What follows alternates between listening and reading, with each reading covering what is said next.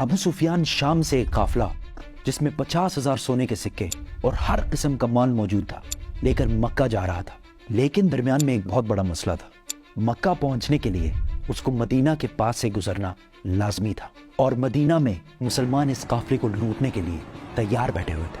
तो अबू सुफियान ने सोचा कि क्यों ना, एक मिनट, मुसलमान काफिला लूट रहे थे, मुसलमान कैसे काफिला लूट सकते हैं, और वो भी रमजान के महीने में।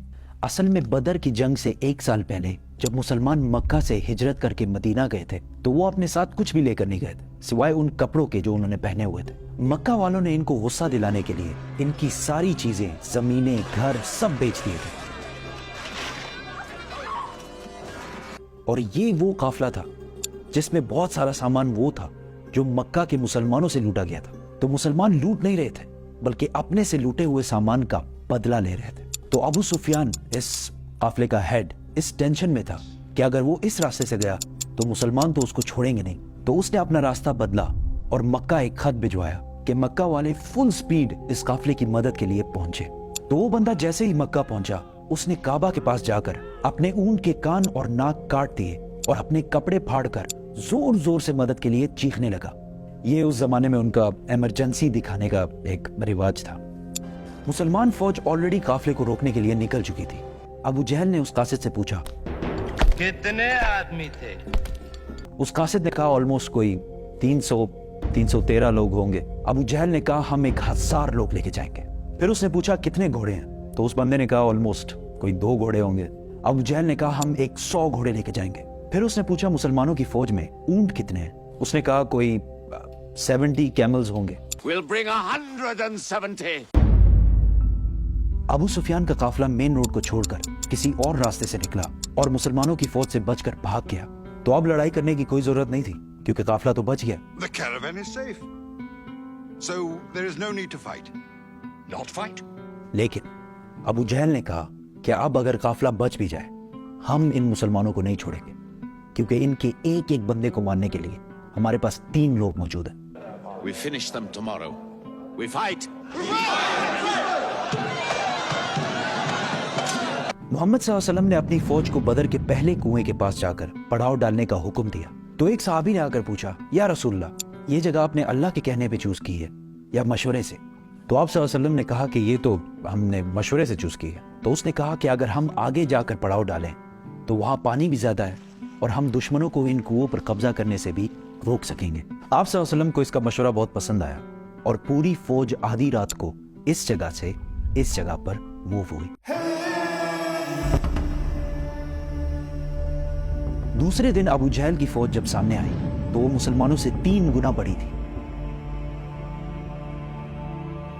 Utba, a very rich मक्कन businessman, अपने भाई और बेटे के साथ सामने आया और मुसलमानों को चैलेंज किया कि कोई है जो हमसे आकर लड़ाई कर सके। मदीना के 3 अंसार इनसे लड़ने के लिए सामने आए। तो उतबा ने कहा, ये कौन है?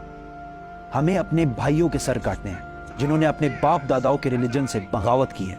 हजरत हमजा, हजरत उबैदा और 24 ईयर ओल्ड अली रज़ियल्लाहु ताला अन्हु सामने आए और लड़ाई शुरू हुई।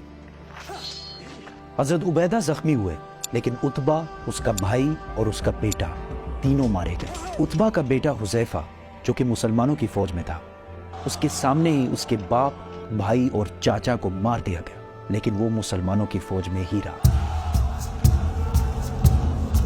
मुसलमानों को पता था कि दुश्मन के मुकाबले में उनकी फौज बहुत छोटी है, तो उन्होंने डिफेंसिव स्ट्रेटेजी इख्तियार की कि यार हम तो अपनी जगह से नहीं लेंगे, तुम लोग आके हमला करो। इसी के साथ अबू जहल ने फुल फ्लेज हमले का हुक्म दिया क्योंकि उसका ख्याल था कि 2 मिनट का काम है, बस खत्म करके निकलते हैं यहाँ से। लेकिन ऐसा नहीं हुआ। आहिस्ता आहिस्ता हर एक मुसलमान के बदले 5 काफिर मरने लगे। काफिरों की फौज पीछे हटी और टेंशन में पड़ गई कि यार ये हम इनसे 3 गुना ज्यादा है और हम इनको इनकी जगह से भी नहीं ला पा रहे। मीनवाइल मुसलमानों ने अपनी सफों को बदला और फ्रेश लोगों को सामने लाकर खड़ा कर दिया। अबू जहल ने दोबारा फुल फ्लेज हमले का हुक्म दिया लेकिन फिर वही हुआ और काफिर फौज पीछे हटने लगी। लेकिन इस बार मुसलमानों ने इन पर हमला कर दिया और काफिरों की फौज बदर को छोड़कर हर तरफ भागने लगी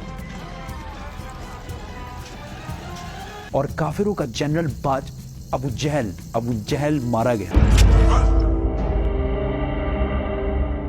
مکہ میں سارے جیت کی خبر کا انتظار کر رہے تھے، کیونکہ پچھلے 60 سال میں مکہ کے قریش کو کوئی بڑی شکست نہیں ہوئی تھی، اور آلموسٹ 65 سال پہلے انہوں نے ابرہہ کے 60,000 فوج کو بھی ہرایا تھا، اور اس کی وجہ سے پورا عرب قریش کو اپنا لیڈر مانتا تھا۔ لیکن اب مکہ کے قریش صرف 313 لوگوں سے ہار گئے تھے۔ پہلے جو لوگ جنگ سے بھاگ کر مکہ پہنچے تو ان پر کسی نے یقین ہی نہیں کیا کہ ایسا ہو ہی نہیں سکتا کہ ہم جنگ ہار گئے ہوں، لیکن آہستہ آہستہ انہیں سمجھ آنے لگی کہ وہ یہ جنگ اور پورے عرب میں اپنی عزت ہار چکے ہیں۔ ایک مشہور ویسٹرن ہسٹورین لکھتے ہیں کہ جنگ بدر سے پہلے عرب محمد کو ایک کمزور آدمی سمجھتے تھے جس کو اپنے ہی لوگوں نے نکال دیا تھا اور وہ دوسروں سے مدد مانگتا پھرتا، لیکن جنگ بدر کے بعد محمد ایک بادشاہ اور ملٹری انجینئرز کے طور پر پورے عرب میں مشہور ہو گیا، کیونکہ انہوں نے اپنے سے 3 گنا بڑی فوج کو ہرا کر دکھایا تھا۔ جیت کی خبر لے کر جب مسلمان مدینہ پہنچے